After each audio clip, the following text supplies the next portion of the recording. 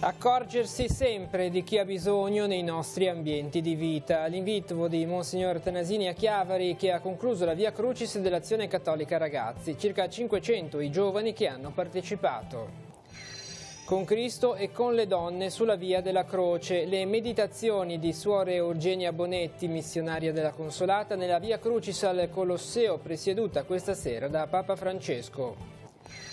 Messa in Cena Domini nel carcere di Velletri. Parlando ai detenuti, Francesco ha esortato a vivere da fratelli nel servizio. Nel nostro cuore, ha detto, ci deve essere l'amore di servire l'altro. Trascurare l'Eucarestia vuol dire trascurare il dono di Dio. Così il Vescovo nella celebrazione in Cena Domini. Monsignor Tanasini ha espresso amarezza per i tanti credenti che trascurano la Messa. L'esperienza della scuola di Caivano al centro del ritiro di Pasqua per gli operatori del villaggio del ragazzo a Campodinè, la riflessione condotta da Don Paolo Zanandreis. Vincendo per 2-1 contro l'Arezzo al Comunale di Chiavari, la Virtus Entella mantiene la vetta della classifica di Lega Pro. Martedì sera in trasferta lo scontro diretto contro il Piacenza. Buongiorno ai telespettatori di TV Gli Oggi. Si è svolta questa mattina a Chiavari la Via Crucis organizzata dall'Azione Cattolica Ragazzi. Partiti dalla chiesa di San Giovanni Battista, circa 500 giovani hanno attraversato in preghiera il centro della città. Da parte del Vescovo l'invito ad accorgerci sempre di chi ha bisogno nei nostri ambienti di vita. Ce ne parla Don Luca Sardella. Sentiamo. Grazie, si è da poco conclusa la Via Crucis diocesana promossa dall'Azione Cattolica. Come tradizione il venerdì mattina sono stati oltre 500 i partecipanti da tutte le parrocchie del nostro territorio. Appuntamento che quest'oggi si è vissuto nella città di Chiavari con diverse tappe in più punti della città. I poveri, gli esclusi, gli emarginati, le pietre di scarto del giorno di oggi sono stati i protagonisti del cammino fatto dietro la croce. Insieme a me lo vedete Mattia Perrone, membro dell'equipe ACR dell'Azione Cattolica. Che sottolineatura avete voluto dare quest'anno? Ma diciamo che è un pochino una linea che continua già dalla Festa della Pace, di volerci rivolgere un pochino agli esclusi, a quelli che subiscono una giustizia non giusta, potremmo dire. E abbiamo invece voluto sottolineare che la giustizia di Gesù è quella che guarda alla persona e non all'errore di quella persona. E partendo poi da una citazione che ci eravamo detti tra noi di Don Tonino Bello dei Dropout, abbiamo pensato a chi potessero essere questi dropout, questi esclusi oggi nel 2019, e ci sono venute in mente alcune categorie che oggi sono ritenute escluse, appunto, quindi lo straniero, il povero, il carcerato e comunque queste persone qua. Il cammino dietro la croce di quest'anno è stato preceduto da un cammino che avete fatto come piccola comunità dell'Azione Cattolica dei Ragazzi nel preparare questo itinerario. Personalmente che cosa ti ha restituito questa esperienza? Mi ha restituito comunque la bellezza di vedere tante persone che beneficiano di un lavoro fatto insieme ad altre persone che si sono confrontate, si sono dette innanzitutto cos'è per loro la giustizia e hanno cercato poi di comunicarlo agli altri. In conclusione, da parte del Vescovo diocesano Alberto Tanasini, l'invito a sconfiggere ogni forma di violenza e di cattiveria che può attraversare gli ambienti dei più piccoli, dalla scuola al mondo dello sport, un invito davvero a non escludere nessuno e ad essere strumenti e operatori di pace negli ambienti della vita quotidiana.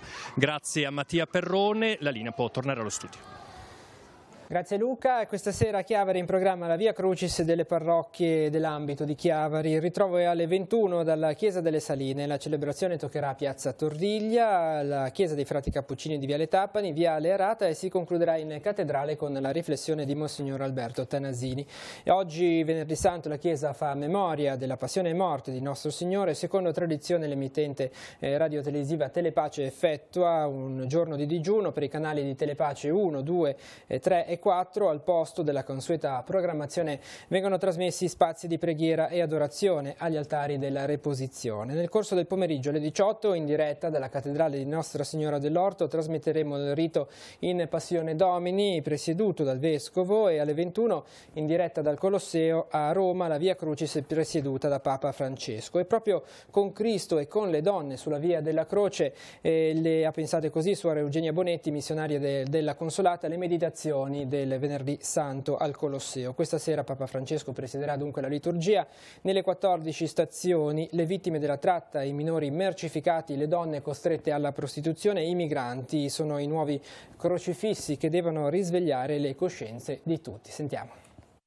Una delle cose che mi ha fatto riflettere tanto sono state la visione di quelle 26 bare allineate per il funerale di queste 26 ragazzine che sono morte in mare, pensando alla sofferenza delle loro mamme. Ragazzine che speravano in un futuro, in una vita migliore per loro e le loro famiglie, perché volevano aiutare le loro famiglie, hanno trovato la morte. E se non trovano la morte in mare, molte di loro trovano la morte sulle strade, perché siamo tutte responsabili di queste morti e dobbiamo tutti renderne conto. Ecco perché, sentendoci responsabili, abbiamo bisogno di chiedere perdono. E così per tante altre vittime di sfruttamento, di sopruso, di umiliazione, ecco al Colosseo avere il coraggio ancora di chiedere perdono. Facciamo un passo indietro. Ieri pomeriggio anche il Papa ha presieduto la messa in Cena Domini e la celebrazione si è svolta nel carcere di Velletri nel Lazio. In questa occasione Francesco ha invitato a vivere da fratelli. Sentiamo il servizio. Sono 12 detenuti ai quali Francesco lava i piedi, 9 italiani, un brasiliano, un ivoriano e un marocchino, alcuni sono di religione musulmana. Una messa in Cena Domini particolare oggi per il Papa, il suo quinto giovedì santo dentro una casa circondariale. Nel carcere di Velletri, i cui ospiti per la maggior parte sono stranieri, prima della lavanda dei piedi Francesco si sofferma proprio sull'importanza di essere fratelli. Nell'omelia osserva che Gesù fa un gesto da schiavi, lavare i piedi dei discepoli, lui che aveva tutto il potere nelle mani. Di qui l'invito a vivere da fratelli nel servizio e non nell'ambizione. Il Papa ricorda che a sua volta imita il gesto di Gesù perché il vescovo non è il più importante ma il più servitore. Questa è la regola del servizio, dice, non del dominare o dell'umiliare gli altri. Il più grande deve servire al più piccolo. Il che si sente più grande deve essere servitore. Anche tutti noi dobbiamo essere servitori. È vero che nella vita ci sono dei problemi, litighiamo fra noi, ma questo deve essere una cosa che passa, una cosa passeggera, perché nel cuore nostro deve essere sempre questo amore di servire all'altro, di essere al servizio dell'altro. Che questo gesto che oggi farò sia per tutti noi un gesto che ci aiuti a essere più servitori l'uno dell'altro, più amici, più fratelli nel servizio. E nel pomeriggio di ieri il Vescovo ha celebrato in cattedrale la messa in Cena Domini, ha presieduto il rito della lavanda dei piedi. Nell'omelia Monsignor Tanasini ha esortato a non trascurare l'Eucarestia. Sentiamo. Trascurare l'Eucarestia vuol dire trascurare il dono di Dio per noi. È il monito che il Vescovo esprime nella messa in Cena Domini presieduta in cattedrale. L'invito di Monsignor Tanasini è a non ridurre la celebrazione della Pasqua a una semplice cerimonia, ma a cogliere la bellezza del dono che il Signore ha fatto a ciascuna persona con la morte e la risurrezione del Figlio Gesù. Un fatto attuale, sottolinea il pastore della diocesi, che si rinnova realmente e il frutto che ne è derivato si estende a tutti i tempi.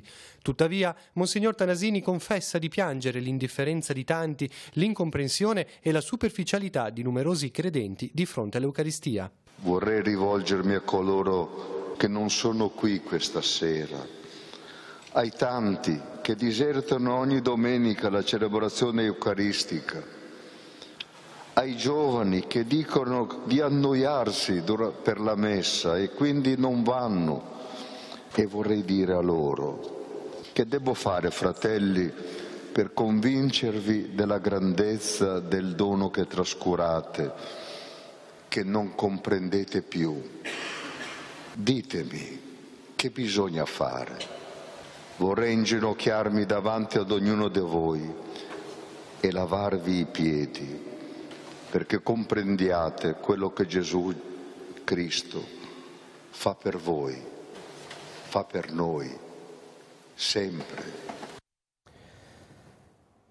E ancora una volta si è rinnovata la testimonianza di fede racchiusa nella preparazione e nell'allestimento degli altari della reposizione. Ieri, dopo la Santa Messa in Cena Domini, nelle chiese il pane eucaristico è stato riposto in quello che comunemente viene chiamato il sepolcro. Tra gli addobbi tipici, i fiori bianchi e i vasi con i semi di grano germogliati al buio che simboleggiano il passaggio dalle tenebre della morte di Gesù alla resurrezione. La reposizione dell'Eucaristia in questi altari è un modo per invitare i fedeli all'adorazione nella notte tra giovedì e venerdì santo in ricordo dell'istituzione di questo sacramento e nella meditazione delle sofferenze della passione di Cristo. Ciascuna comunità parrocchiale ancora una volta ha voluto esprimerlo nelle forme più diverse da quelle più tradizionali, con l'arca dorata nella quale è stata racchiusa l'Eucaristia, a quelli nei quali il corpo di Cristo è stato racchiuso in tabernacoli molto particolari e suggestivi. Molte le persone che nella serata di ieri si sono recate agli altari della reposizione per un momento di preghiera e di fede. Abbiamo visto alcune immagini che continuano anche sui nostri canali Telepace 1, 2, 3 e 4. Ritiro di Pasqua invece per l'area educazione, formazione e lavoro del villaggio del ragazzo. Gli operatori si sono ritrovati nei locali della parrocchia di Campodinè. A guidare la riflessione Don Paolo Zanandreis, direttore dell'ufficio pastorale sociale e del lavoro della diocesi di Chiavari, che ha tratto spunto dall'esperienza di un istituto professionale di Caivano, vicino a Napoli, che testimonia come nel contesto di una situazione di profondo disagio l'esperienza della scuola sia diventata un punto di riferimento e di speranza. Vediamo. Questa esperienza come dire, dentro una situazione di disagio, la scuola è diventata un punto di speranza. Allora, utilizzando questi video in cui si parla di questa esperienza, abbiamo trattato in 3 blocchi diversi la nostra riflessione. Nel primo video viene raccontato tutta l'esperienza di ristrutturazione della scuola, quindi la preside Eugenia Carfora, che è arrivata e ha trovato prima di tutto la scuola disagiata, disordinata, senza regole, struttura sfatiscente. Allora la nostra prima riflessione è stata: quale rapporto abbiamo con la struttura in cui andiamo a lavorare? Però abbiamo approfondito il tema del rapporto con la struttura non in base al fatto di tenere in ordine la struttura, perché naturalmente c'è data, l'abbiamo trovata pulita e pulita deve rimanere perché è il luogo in cui lavoriamo, ma prima ancora in rapporto alla missione che la struttura manifesta, quindi il rapporto di come noi ci coinvolgiamo nella missione e del lavoro che mettiamo in campo, nel lavoro più grande di cui il villaggio ha al centro. E nel secondo video, sempre guardando l'esperienza di questa scuola qua di Caivano, in cui ci sono esperienze diverse di ragazzi diversi, con problemi diversi, abbiamo fatto la nostra riflessione cogliendo che al centro di questa opera e di questo nostro lavoro ci sono i ragazzi. Nel terzo video invece abbiamo visto come i professori e tutti i collaboratori della preside si rapportano rispetto a questa missione e ai ragazzi. E allora ci siamo domandati anche noi come ci rapportiamo a questi ragazzi, come li guardiamo, come in fondo viviamo questo nostro lavoro, se lo sentiamo come una vocazione, anche legandolo al regolamento, alla nostra autorità, perché nella scuola di Caivano c'è un regolamento quasi come se fosse la Costituzione, cioè i ragazzi sanno a memoria tutti gli articoli che la preside ha stabilito e i quali devono essere rispettati. Allora anche per noi è stata la riflessione per dirci: ma la nostra autorità, il nostro regolamento, che funzione ha? Di compensare forse tutti i nostri momenti di frustrazione, o è un regolamento che deve trasmettere il modo in cui vogliamo bene ai ragazzi? Queste sono un po' le tematiche principali di cui abbiamo affrontato. I temi della cronaca adesso. Ha toccato terra la seconda porzione di trave impalcato della pila 5 del Ponte Morandi a Genova. Le attività di taglio sono iniziate ieri pomeriggio alle 15:30. La trave, del peso di 310 tonnellate, lunga 39 metri e larga 6, ha iniziato a calare alle 22:45 e ha toccato terra questa mattina all'1:40. Addirittura di arrivo il nuovo piano paesaggistico regionale. È stato infatti approvato dalla Giunta regionale il documento preliminare che porterà all'approvazione dopo 30 anni del nuovo piano paesaggistico. Il documento comprende lo schema di piano e il rapporto preliminare per l'avvio della fase di valutazione ambientale strategica. Il documento, l'attuale piano paesaggistico, è in vigore dal 1990. Si tratta di uno strumento di tutela e promozione del paesaggio ligure per regolarne le trasformazioni e sostenere il ruolo strategico per lo sviluppo sostenibile del territorio. Martedì prossimo, intanto alle 15, nella sede della Regione, è convocato il tavolo tecnico di confronto sui contenuti del provvedimento legislativo relativo alle aree protette, approvato in Consiglio regionale recentemente, in vista dell'approvazione dei piani parco. L'incontro sarà partecipato dall'assessore regionale, prenderanno parte le associazioni ambientaliste e di categoria.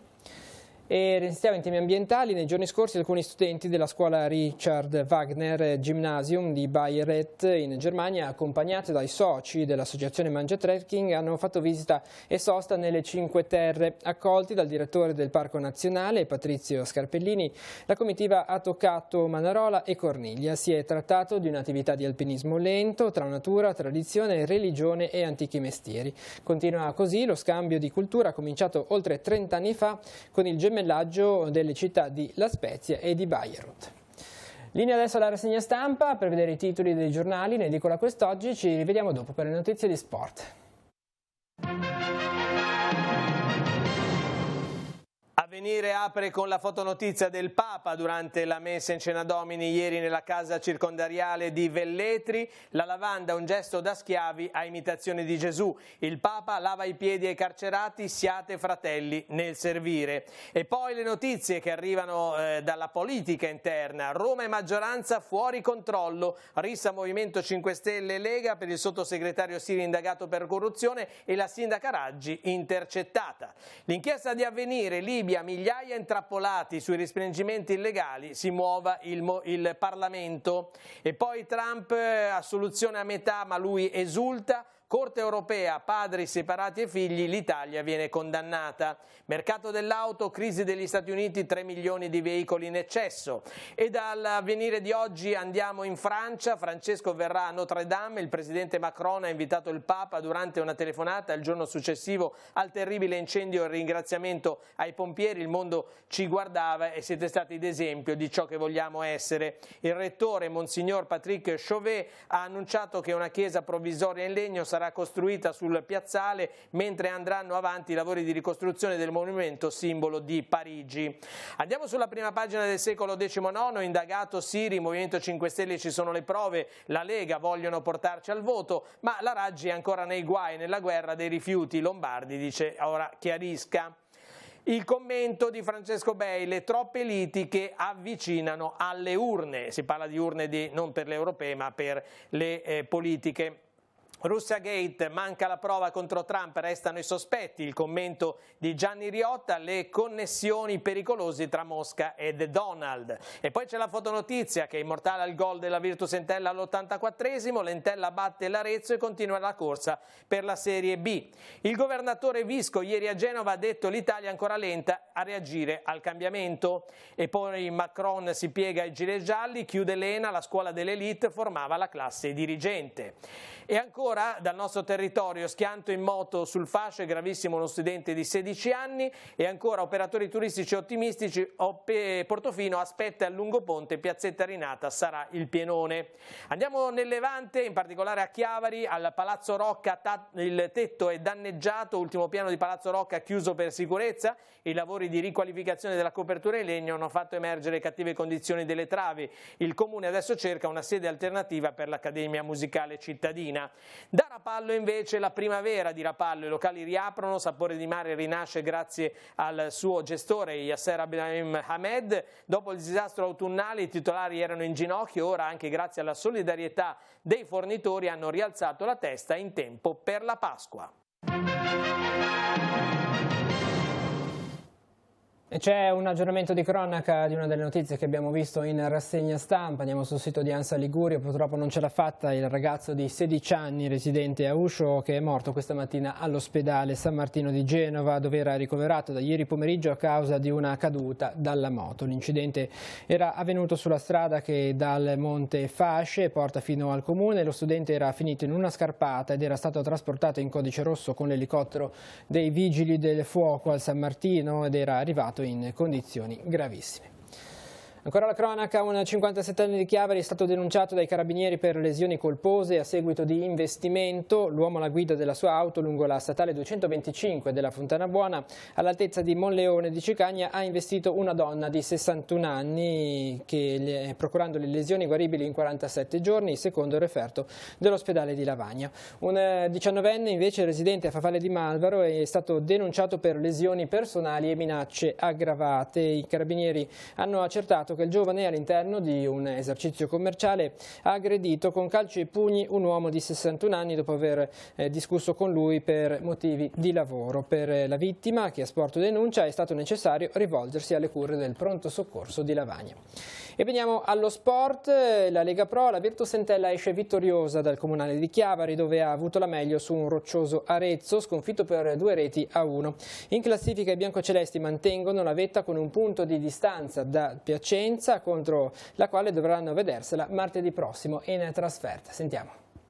Davanti a più di 2000 spettatori l'Entella batte 2-1 l'Arezzo e si presenta in vantaggio di un punto allo scontro diretto che probabilmente deciderà il campionato di martedì prossimo al Garilli contro il Piacenza. Entella motivata ha approcciato bene la partita, sbloccando il risultato al 26esimo minuto grazie al gol di Simone Iocolano, schierato nuovamente dal mister Boscaglia dopo che nelle ultime partite era stato relegato in panchina. Nella seconda frazione i biancocelesti hanno provato a ragionare e a gestire il gol del vantaggio, ma Arezzo ha trovato il guizzo che ha portato l'1-1. Era il momento forse più difficile della stagione, con il Piacenza che aveva trovato il gol del pareggio a Lucca. L'Entella psicologicamente era a spalle al muro, ma ha trovato il gol pesantissimo della vittoria col numero 4 Francesco Belli, che ha fatto esplodere lo stadio di Via Gastaldi e ha regalato 3 punti di fondamentale importanza all'Entella. La squadra ha avuto una grande reazione, da grande squadra, da quella che non ci sta, e quindi è stata veramente brava a reagire, a procurarsi la palla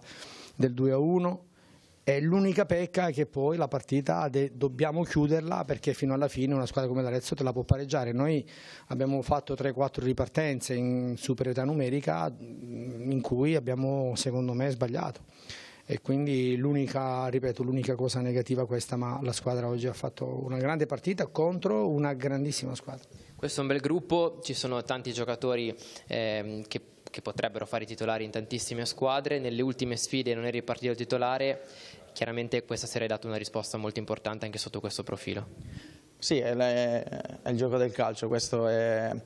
Quando capita di trovarsi in delle rose, in delle squadre, in dei gruppi con tanti giocatori forti, ci può stare riposare, ci può stare una scelta del mister.